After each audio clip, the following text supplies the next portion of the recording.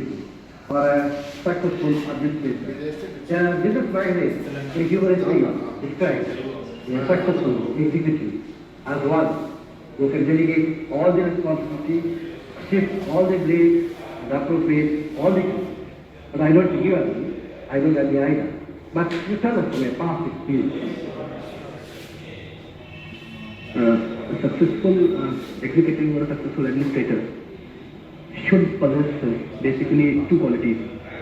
Number one, he should be absolutely thorough about the job that he is doing. That is technical expertise. In whatever area he is, he should know more than his subordinates about the job that he is supposed to get done out of him. And secondly, I think he should be very good in human relations. That is, in establishing a good working relationship with his subordinates and his superiors and his peers. These two qualities, I think, are the essential qualities of a successful executive. What about leadership? Leadership, I think, is a specific quality which comes in that human relations aspect. That is a general quality which contains a lot of specific factors like leadership, motivation of subordinates, good relations within the office, no acrimony between peers. So all these things, I think, should be covered by a general factor, general quality of human relations, good human relations. Because a district administrator has got to lead the team, not a good leader. Yes, sir. Thank you. Mr. Usmani, I find that you have offered two papers on local history. Yes, sir, the lower and the higher. I see. I would just like to put a question at you on this areas that you have studied. What would have been the consequences of a decision to open the second front not on Normandy beach but in Southeast Europe, in the Balkan area somewhere there?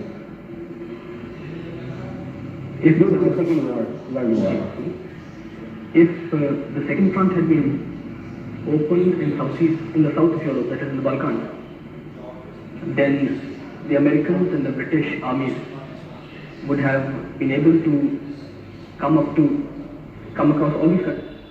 Mr. Usmani, I'll take you up from one of the answers you gave to my colleague. Yes, ma'am. You said international law started with the Crimean War and came to be respected after the Crimean War. Can you explain that? Prior to the Crimean War, the character of international law was primarily as a law between Christian nations. It was only after the Crimean War that Turkey was included in the family of nations, and being a non-Christian country, the character of international law became really international after that. What would you say is the position of international law? Can you please elaborate this? You see, because the general impression is that international law is not respected by the different nations of the world. The question that you're asking is primarily that whether international law is a law at all, or does it have any validity in the contemporary world? Well, it does not have a validity which is comparable to municipal law in a country, but it certainly has a validity of its own, because there are certain kinds of sanctions which are imposed on a country which does not obey international law. For instance, the first and the most important sanction is that of the United Nations. Mr. Usmani, although your first preference is the administrative service, I'm sure you take some interest in international affairs. Yes, I do so. What kind of reading do you do? Nothing in particular, but I've been reading the Time, for instance. But what particular country you focus your interest in the international field? China, for instance. China. What about the Arab world, for instance? I'm interested in that also. Because in November last, a very historic trip was made by President Sadat to Israel. Yes, sir. What kind of significance do you see in that? Could you evaluate for us how do you see that trip of Sadat? So by making the trip, Sadat, in a way, gave de facto recognition to Israel. Not de jure, but de facto recognized that Israel is a country which exists till then the Arab world has had more or less negated the existence of Israel. They have not been willing to accept that Israel exists. So that is the significance of But it. there's caused a lot of hostility in the rest of the Arab world. Do you think he'd be able to pull it off, so to speak? You know, a lot of countries like Saudi Arabia Yes, sir. and Jordan, Syria. So you don't think it's too much of a risk?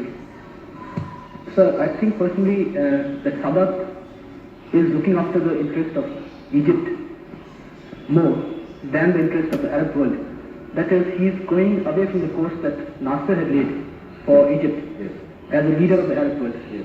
And by making this move, he has sort of taken a decision that Egyptian interests should also be taken into account. Javed, I see here that you studied for some time in Government Technical College, Bareilly. Yes, sir. I give you a small situation now about Bareilly. Yes, sir. Now, supposing you are living in a village between river Ramaganga and Bareilly, and you have qualified for this interview. You have planned to leave early in the morning, 3 o'clock, 3 a.m. to catch the train from Bareilly to reach here for this interview this morning at 10 o'clock. When you are getting ready, you see or you hear long noise from the nearby Band or river Ramganga, which was in space, and water is gushing towards your village. Your quick appreciation is that the village, which consists of Kachara's population, about 1,000, will be washed. You are the eldest son of the village Sarpanch. You have to plan your next plan of action. And I want to see your reaction.